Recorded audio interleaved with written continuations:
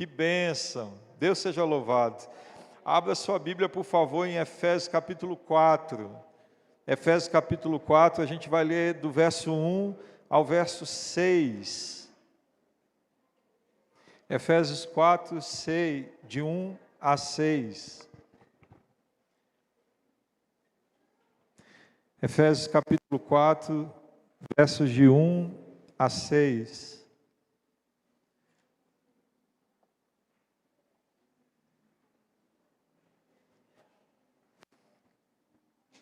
Vamos orar? Senhor Deus, obrigado, Senhor, pela oportunidade que o Senhor nos dá de louvarmos o Teu nome juntos, como igreja do Senhor, cantando cânticos, ó Deus, entoando louvores ao Senhor. Obrigado pela vida desse ministério de louvor dessa igreja, pelos irmãos que participam dele, Senhor, pela liderança desse ministério. Ó Deus, seja com eles, Senhor. Nos ajuda a vê-los cada vez mais rendidos no altar do Senhor. Ó Pai, nessa noite, diante da Tua palavra, nós queremos nos sujeitar a ela completamente e pedir ao Senhor que fale ao nosso coração. Nós cremos que o Senhor é poderoso para isso. Nós cremos que a Tua palavra é poderosa para isso. Então que o nosso coração seja terra fértil, que o nosso coração esteja pronto para receber, Senhor. Então, nossos problemas, nossas lutas, nossas dificuldades, apresentamos todas ao Senhor, na certeza de que o Senhor é poderoso também para zelar das nossas vidas, e por isso nós temos a condição de ouvir a Tua palavra e crescer na Tua palavra, que problema nenhum, ou situação nenhuma, ou preocupação alguma que estejamos pensando ou passando, seja maior, ó Deus, do que o nosso interesse pelo Senhor, e que o Senhor possa despertar as nossas vidas. Ajuda-nos, ó Deus, nós queremos e precisamos crescer na Tua palavra, assim nós oramos e Te agradecemos em nome de Jesus. Amém, Senhor, amém. Queridos irmãos, hoje nós vamos perceber que quem constrói a unidade da igreja é o Espírito Santo de Deus. E que cabe a nós, como pessoas que congregam, preservarmos apenas e tão somente a unidade que o Senhor já construiu. Então veja só, nós não temos o poder de criar unidade, apenas quem cria é o Senhor, mas nós temos o dever e a ordem dada pelo Senhor para preservarmos a unidade com todo vigor, em nome de Jesus. Então, veja o que acontece no capítulo 4 de Efésios. Como prisioneiro no Senhor, rogo-lhes que vivam de maneira digna da vocação que receberam. Paulo destaca para a gente a situação que ele está vivendo, e uma situação importante. Paulo é prisioneiro, e essa carta é uma carta chamada de carta da prisão. Paulo é chamado de prisioneiro, mas não por qualquer delito, ou por qualquer erro, ou tipo de situação que ele tenha cometido. Ele é prisioneiro no Senhor. Ele deixa claro que o motivo dele estar preso é a palavra, é o Cristo, é Jesus, e por isso ele está preso. Então, Paulo afirma isso com a boca cheia de dentes. Eu sou prisioneiro no Senhor, de forma que o que precisa ficar claro para nós é que nós não estamos lidando com um pobre coitado preso, que não pode fazer nada, e que o Evangelho também não é vulnerável às perseguições que os servos de Deus passam, mas que certamente nós passaremos e devemos passar por algum tipo de aflição pelo nome de Jesus. E quando essas aflições recaírem sobre nós, é importante que possamos ter o coração que esse apóstolo tem de saber: se estou sofrendo, sofro no Senhor e sofro pelo Senhor, em nome de Jesus.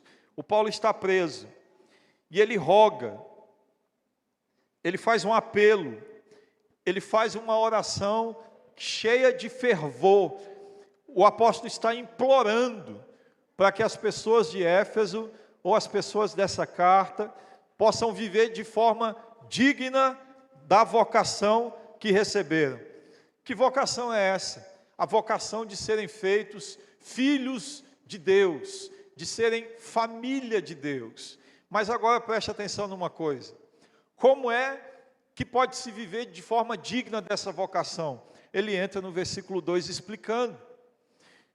A forma digna que deve ser vivida essa vocação é, primeiro, sejam completamente humildes e dóceis, e sejam pacientes, suportando uns aos outros com amor.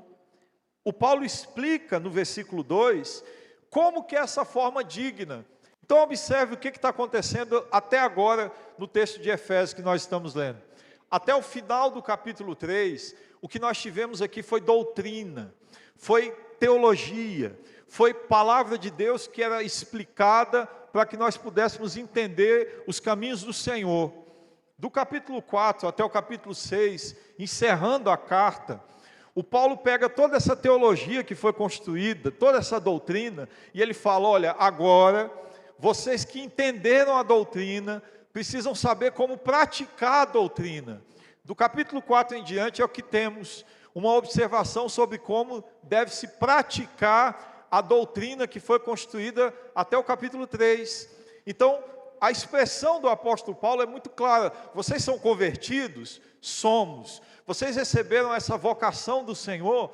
Recebemos. Vocês estão debaixo da graça? Estamos. Então, não é só falar, não é só dizer, não é só fazer parte de uma reunião semanal. Vocês precisam viver de forma digna da vocação.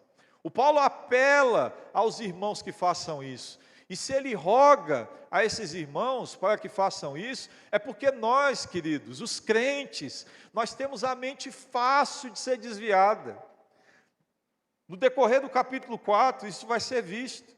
Existem ventos, existem doutrinas, existem teologias que podem nos pegar. Por isso que o apóstolo Paulo deixa claro, olha, vocês aprenderam da palavra, e vocês que aprendem da palavra, vivam pela palavra, não apenas ouçam, mas sejam praticantes, não apenas ouçam, mas coloquem de forma que a vocação de vocês seja percebida.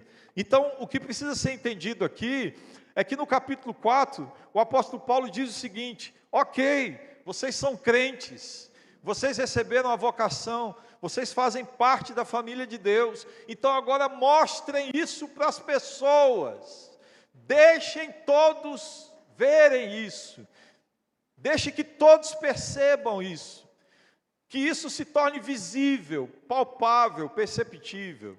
É isso que o apóstolo Paulo está dizendo. Vivam de forma digna da vocação. Vocação que recebemos como dom de Deus. Sejam completamente humildes e dóceis. Às vezes a sua Bíblia possa estar escrito manso. Observe uma coisa. No Novo Testamento, especificamente no contexto romano, a humildade não é um adjetivo. A humildade não é uma qualidade de caráter, muito pelo contrário.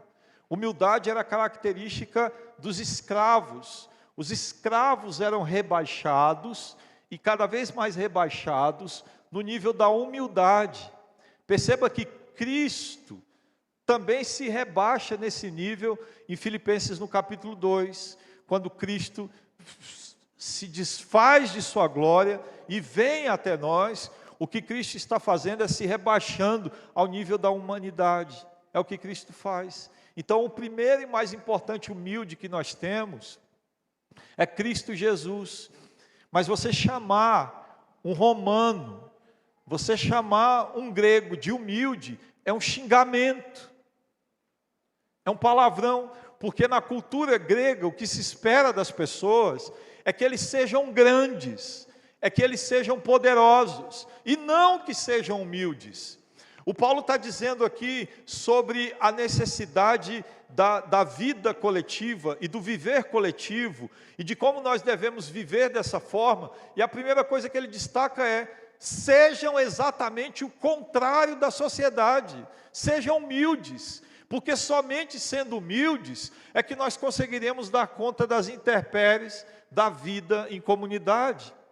Ele continua na outra palavra dizendo, sejam dóceis, ou talvez na sua, sejam mansos. E a ideia de mansidão aqui é justamente de um animal que é domesticado. Depois de domesticado, ele fica manso. Então, não é uma criatura que não tenha poderes, muito pelo contrário.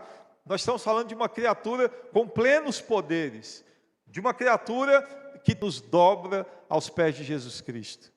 O texto continua dizendo o seguinte, sejam humildes e dóceis, e sejam pacientes, suportando uns aos outros em amor.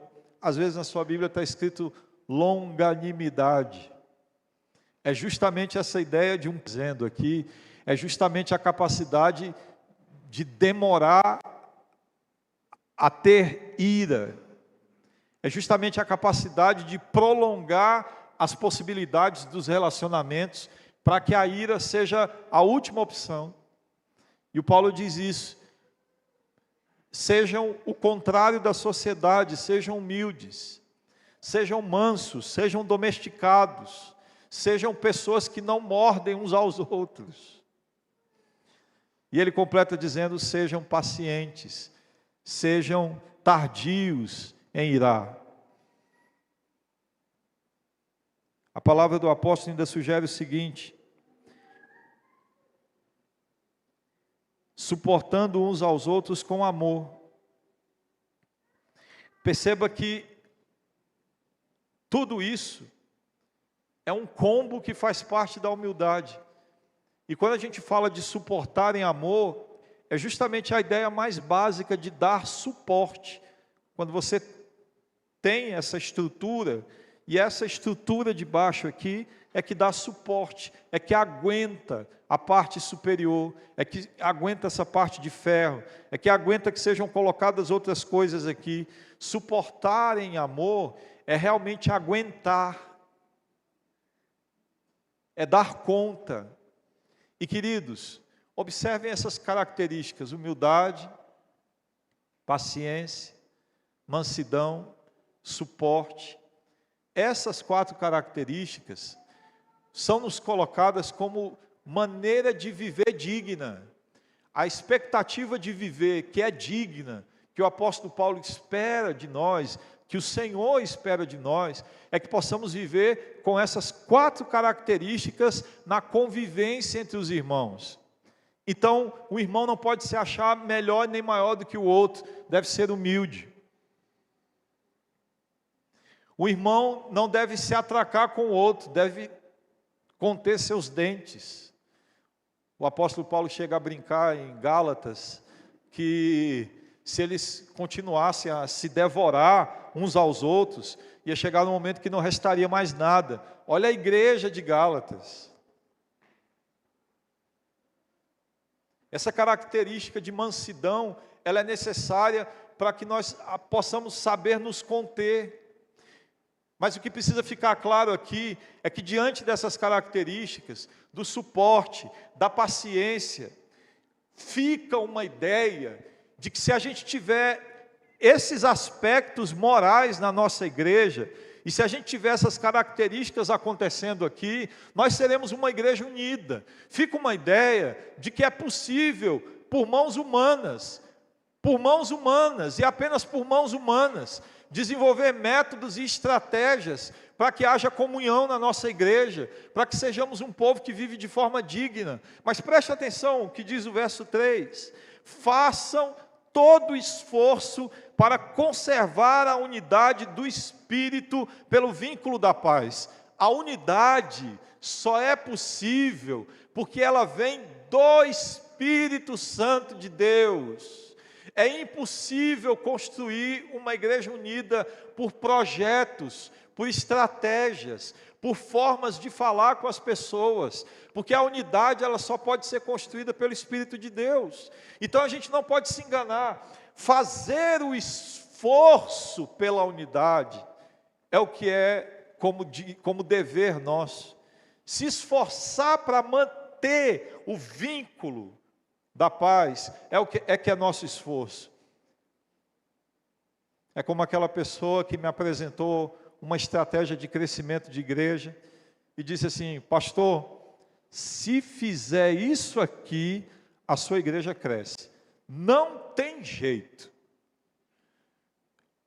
Foi nessa hora que eu percebi que Satanás estava ali conversando comigo. Porque só tem um jeito de igreja crescer: no poder de Cristo Mestre. Se igreja cresce com método, então não é igreja, é clube. Porque você pode apenas administrar as necessidades do grupo, jogar a campanha certa de trade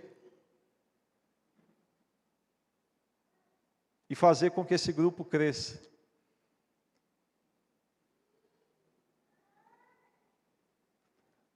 Na igreja, a gente não pode simplesmente fazer com que essas coisas aconteçam. Nós dependemos do poder do Espírito Santo de Deus. Então perceba, humildade, mansidão, suporte, paciência, suportar uns aos outros, não são características que nós vamos criando aqui. Olha pessoal, esse mês é o mês da humildade, então vamos lá todos juntos, gerando humildade, se sujeite ao seu irmão, e não sei o que. Não é assim que funciona. Essas características já foram e são geradas no poder do Espírito Santo de Deus. Cabe a nós agora o quê? Zelar. Entendeu, querido? Então nós não podemos promover, mas a gente pode zelar, que é o que é dito para nós na palavra. A necessidade é que isso seja feito, façam de todo o esforço para conservar a unidade do Espírito Santo pelo vínculo da paz. É necessário que esse esforço seja grande, e se precisa de esforço para que nós possamos zelar da unidade, é porque se nós deixarmos frouxo, nós vamos perder a unidade. Irmãos, o Natal está chegando, passa rápido, segundo semestre é assim, ó. E falando nisso, nós temos o aniversário da nossa igreja mês que vem. 30 anos. O pastor que vai pregar aqui é o pastor Edivaldo Júnior, que é o pastor da Igreja Batista na Aureni 3, dias 26 e 27 de setembro. Eu sabia que eu tinha esquecido alguma coisa, né? 26 e 27 de setembro. A gente vai comemorar o aniversário de 30 anos da nossa igreja. Tá bom? Perceba que na expectativa do Natal, o que costuma acontecer?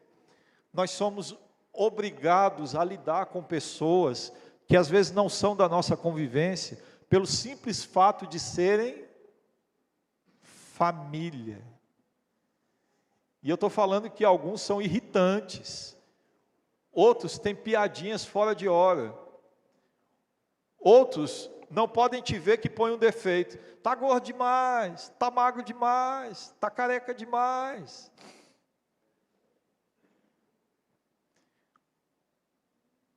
Mas a gente se tolera, porque somos família. E essas coisas vão sendo ajustadas por um vínculo maior. Por um vínculo maior. A gente aguenta brigas sem fim por causa do vínculo familiar. E agora, o que acontece aqui é que precisa haver um esforço consciente para a manutenção da nossa família de Deus. Nós não podemos, irmãos, simplesmente descartar isso. Nós não podemos deixar a vida passar domingo após domingo, como se não fosse do nosso interesse a vida uns dos outros. Precisa haver um esforço. Essa semana foi a formatura do Michel. Graças a Deus, né? Formou em Direito na UFT, ó que benção.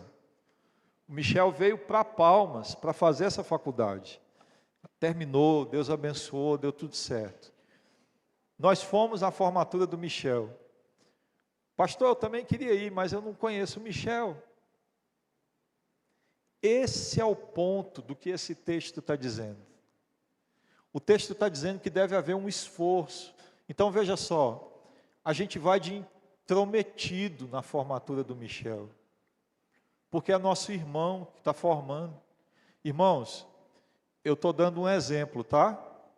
Eu não estou criticando quem não foi, tudo bem? Ilustração.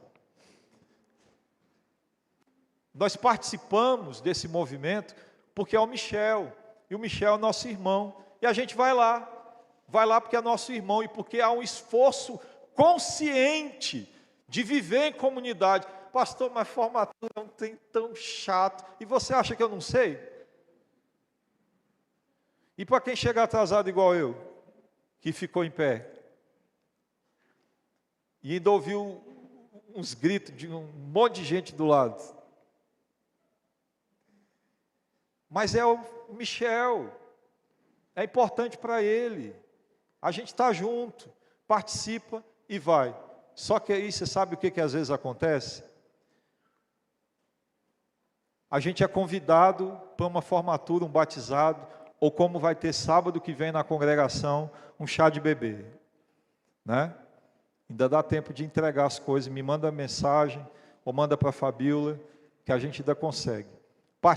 Está acontecendo o chá de bebê na congregação. Nós não conhecemos as pessoas envolvidas, então existe pouco empenho, pouco esforço para que aquilo dê certo. Pastor, não é meu conhecido, não sei quem é, não sei como funciona, então assim, né?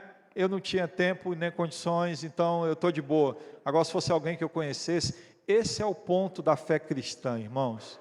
A gente faz não é porque tem intimidade, a gente faz não é porque se conhece, a gente faz porque a Bíblia nos manda fazer. Porque precisa haver um esforço para a manutenção da comunhão. Mas aí eu não faço, eu não vou, eu não participo, e aí depois vem o contrário, vem a minha formatura, ou a formatura do meu filho. Aí eu quero gente com balão estourando lá. Mas eu não vou na de ninguém. Pastor, eu não tenho tempo para essas coisas, mas para o seu, você quer que os outros tenham. E agora, José? Agora, José, nós vamos nos redimir, vamos clamar ao sangue de Jesus, suportar uns aos outros e participar das coisas uns dos outros, porque é importante para alguém. E se é importante para alguém, a gente pode participar com o devido respeito e a comunhão necessária. Igreja é assim, irmãos. E isso não se faz em curso. Vamos fazer um retiro para a gente ter mais comunhão. Não. Ou o Espírito de Deus junta gente diferente, ou não tem conversa. E Deus seja louvado, porque se estamos aqui, é porque o Espírito de Deus é que nos juntou para a glória do Senhor. Então conserve isso, em nome de Jesus. Observe uma coisa.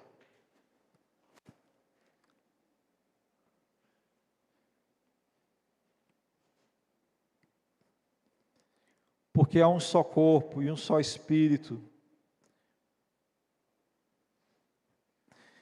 assim como uma só esperança, porque há um só Senhor, uma só fé, um só batismo, porque há um só Deus e Pai de todos, só existe um jeito de ser igreja, na comunhão. Admitirmos a possibilidade de um povo desunido, é como se nós estivéssemos admitindo que existem vários deuses, que Deus não é um só. E isso é muito complicado. Observe só, um cristão aqui, nesse contexto de Éfeso, quando ele convertia, ele perdia alguns direitos familiares. Essa igreja ela é composta de judeus e gentios. E eu quero que os irmãos entendam que existe um conflito real entre essas duas comunidades. Conflito do nível. O judeu chamava o gentio de cachorro. Conflito do nível.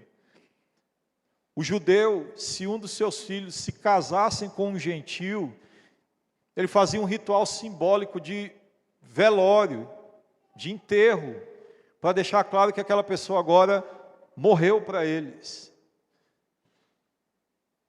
conflito do nível. Um judeu não conseguia se relacionar com um gentil de forma agradável e chegava ao ponto de dizer que os gentios foram criados, observe isso aqui, que os gentios foram criados para serem combustível do inferno. Só para isso que servia gentil. Aí você pega os gentios daqui, agora os irmãos do outro lado. Eles acreditam em vários deuses, e agora eles vão ter que acreditar que só existe um. E que não existe uma hierarquia entre deuses, deuses mais fortes e deuses mais fracos. Só que um cristão que converte aqui, em Éfeso, onde fica o templo da deusa Ártemis, uma das 7 maravilhas do mundo antigo, um cristão que se converte aqui, ele tem medo do espírito anterior que ele servia, vir para cima dele e maltratá-lo, porque agora ele serve a Deus. Por isso que o Paulo vai falar sobre as potestades e os principados nas regiões celestiais, e deixar claro, que é o que a palavra de Deus diz aqui no final. Olha o que o Paulo fala: há só Deus, um só Deus, um único Deus, fazendo com que o coração desses crentes possam se dobrar para Ele, para o Senhor, e possam apenas adorar ao Senhor e não terem medo. Um gentio desse que se converte no primeiro século, ele cria um problema familiar grave, porque ele agora era adorador do imperador, mas agora ele não pode mais adorar o imperador, ele perde o culto ao imperador e, consequentemente, perde benefícios familiares. Ele perde a convivência, não tem direito mais à herança. Esse sujeito agora, ele era romano enquanto adorava ao imperador, mas agora ele adora a um Deus e Senhor, que é Cristo Jesus. Então, ele não faz parte mais da sociedade romana, ele está rompendo com a sociedade romana. Então ele agora é um estrangeiro, ele agora é um forasteiro, ele agora é uma pessoa sem cidadania, uma pessoa que está totalmente solta no mundo, porque decidiu um belo dia entregar a sua vida a Jesus Cristo. É por isso que o capítulo 2, versículo 19, diz: portanto, vocês já não são estrangeiros e nem forasteiros, mas concidadãos dos santos e membros da família de Deus. Esses que estavam perdidos e soltos no mundo, receberam a graça de fazerem parte da família de Deus. E agora, irmãos, essa família de Deus não tem nem gentil e nem judeu. Porque o texto, capítulo 4, versículo 6, porque é um só Deus e Pai de todos. Pertencemos à mesma família, chamamos a Deus de Pai. Nisso está firmada essa palavra. Observe o seguinte: já que não existe mais judeus e gentios, mas a sociedade continua dividida assim, e eles são obrigados a conviverem assim. Então, olha o que o Evangelho está fazendo aqui. Lembra que nós falamos que não basta apenas ter o conhecimento teológico ou conhecimento teórico. O texto roga para que a gente possa viver de forma digna da vocação. Então observe o que está acontecendo aqui. A sociedade continua sendo uma sociedade de judeus e gentios, mas quando esses homens e mulheres se convertem, agora eles têm que olhar um para o outro como irmão. Imagine uma mesa, de um lado bolsonaristas fiéis e do outro lulistas ardentes, sentados um olhando para o outro, tendo que se servir no Natal. Nós estamos falando disso aqui, irmãos.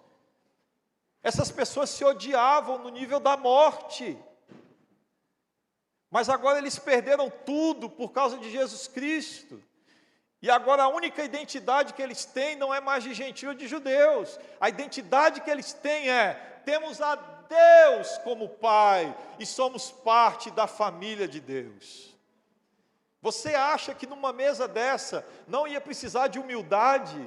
Você acha que numa mesa dessa não ia precisar de mansidão? Você acha que numa mesa dessa não ia precisar de paciência e de suportar uns aos outros com amor? Sem isso, essa família subsiste. Mas quem uniu essa mesa de inimigos? O Senhor nos uniu.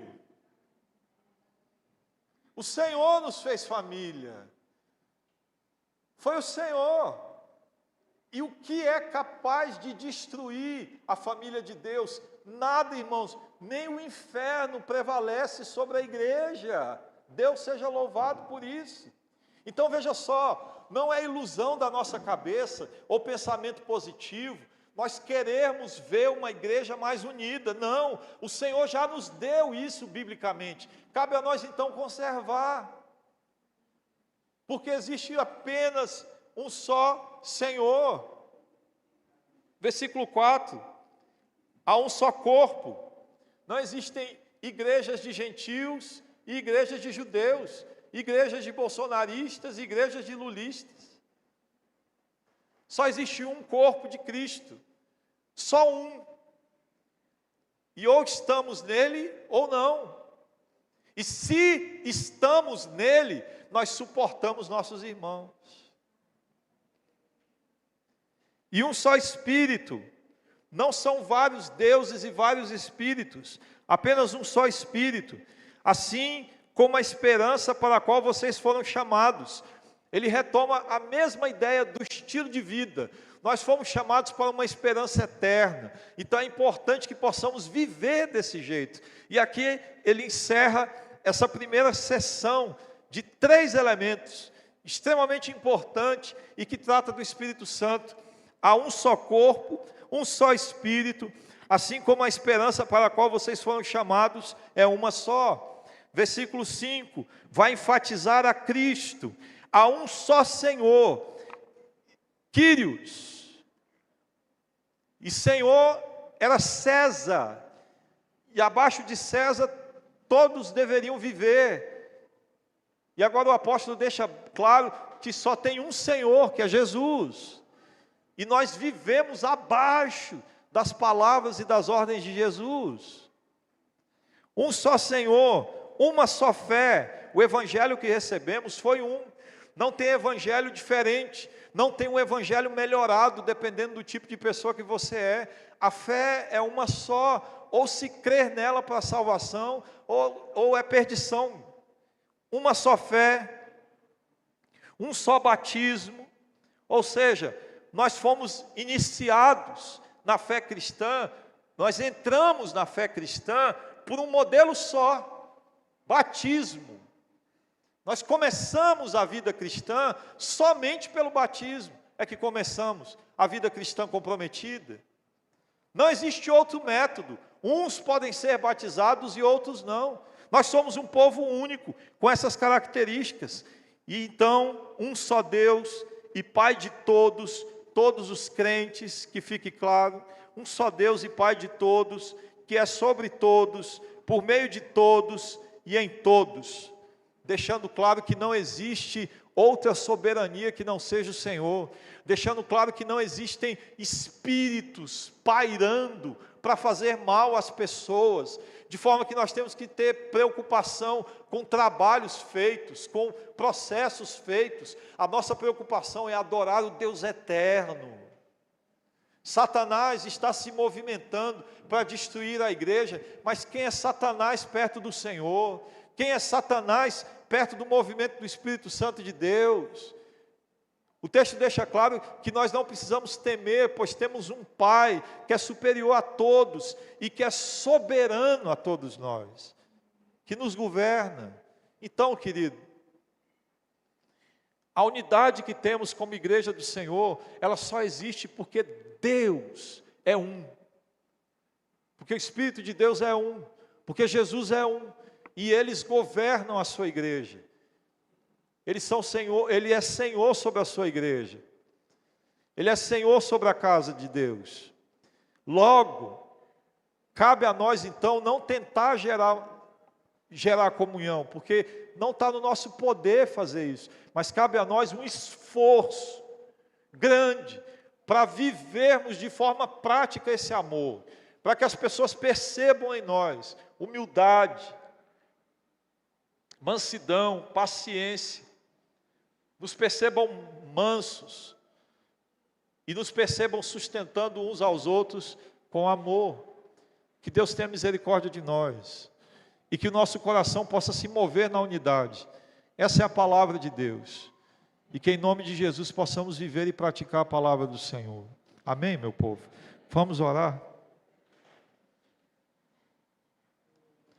Ó Deus amado, diante da Tua palavra nós nos dobramos, Senhor, sabedores de que se não fosse o Senhor que gerasse a união entre nós, nós estaríamos nos devorando uns aos outros, Senhor. A verdade é essa. Então eis-nos aqui, Senhor, para viver uma verdadeira unidade, para viver uma verdadeira comunidade, para depender do Senhor em tudo, para experimentar da Tua palavra, Senhor, para vivermos em humildade, mansidão, paciência, suportando uns aos outros com amor. Por isso, em nome de Jesus, nós imploramos ao Senhor, nos faça entender que na igreja de Deus, o Senhor, que é Deus, é o responsável por fazer com que essas coisas, com que a unidade aconteça no meio do teu povo. Nós não precisamos inventar unidade, Senhor. Nós não precisamos inventar métodos e processos. O que nós precisamos é viver de forma digna da vocação que recebemos. O que precisamos é praticar de forma visível a vida com o Senhor, para que seja perceptível que nós não somos apenas ouvidores de pregações, somos praticantes da Tua palavra, Senhor. Ajuda-nos, ó Pai, a partir de hoje, de agora, haver um esforço consciente na nossa vida. Senhor, nos faz mandar mensagens para a irmã Yara, mesmo sem conhecê-la, pelo simples fato de ser nossa irmã em necessidade, em sofrimento. Nos faz, ó Deus, servir nossos irmãos na congregação, pelo simples fato de serem nossos irmãos. Nos faz, ó Deus, conseguir essas ofertas de fraldas, ó Pai, porque são nossos irmãos, independente se temos intimidade ou não. Que o Senhor quebre, assim como quebrou a barreira de inimizade, Senhor, que há entre judeus e gentios, que o Senhor também desfaça todas as desculpas, e que nós possamos viver em plena unidade. O Senhor já nos deu isso, ó Deus, o Senhor já nos deu a unidade necessária. Nós queremos viver para o louvor do Teu nome, Senhor. Ajuda-nos, Pai, nós dependemos de Ti e precisamos do Senhor. Ajuda-nos, Senhor, em nome de Jesus. Amém, amém, amém, meu povo. Só para deixar claro, dia 26 e 27 de setembro, a gente vai estar comemorando o aniversário de 30 anos da Betel, tá? Pastor, amém, meu povo? Amém, muito bem. Pastor Edivaldo Júnior, ele veio de Conceição do Araguaia, Conceição do Tocantins, né? E já está com a gente aqui há algum tempo, vai trazer a palavra. O tema do nosso aniversário é uma igreja que Deus usa, uma igreja que Deus usa, e daqui a pouco os irmãos vão ver as postagenzinhas chegando nesse sentido. Então é sábado e domingo.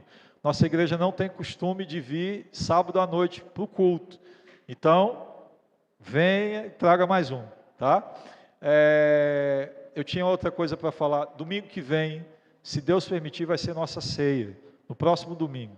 Nós normalmente fazemos no último domingo do mês, mas esse mês tem 5 domingos. E a gente vai fazer a ceia já no próximo, porque eu tenho um compromisso de pregação no último, ok? Então, próximo domingo é ceia, tá? Os irmãos da congregação estarão aqui, e eu preciso de uma pessoa para dar carona para 3 pessoas da congregação. Uma pessoa que possa vir para a igreja, trazer, depois devolver. Uma. Quem pode fazer essa gentileza? Uma pessoa que tem carro para buscar os irmãos da congregação. Irmã Valdinai, muito obrigado, tá? Irmãos, eu posso e me ofereço. São 3 pessoas. Ô Zelúbio, obrigado. Minha cabeça está ruim. Leandro, obrigado. Tá bom? Obrigado. Muito bom, muito bom. Eu sabia que ia aparecer gente, tá? Então nós buscamos eles aqui 7 horas, vem para o culto, 7 horas sai daqui e busca os 3 lá e volta, e depois tem que devolver, né? Não pode só trazer, tá bom? Beleza? Vamos orar para terminar nosso culto. Senhor, obrigado por essa noite, obrigado por nossas vidas. Nós agradecemos as Tuas misericórdias e agradecemos o Teu povo que esteve reunido, Senhor. Nos leva em paz para a nossa casa, que a Tua graça seja sobre as nossas vidas e que nós possamos compreender a Tua verdade, Senhor. Ajuda-nos, ó Deus, a vivermos essa semana de forma digna da vocação. Que Teu amor seja derramado sobre nós. Em nome de Jesus. A graça do Senhor Jesus, o amor de Deus e a comunhão do Espírito Santo sejam com todos vocês, hoje, para sempre. Amém. Amém.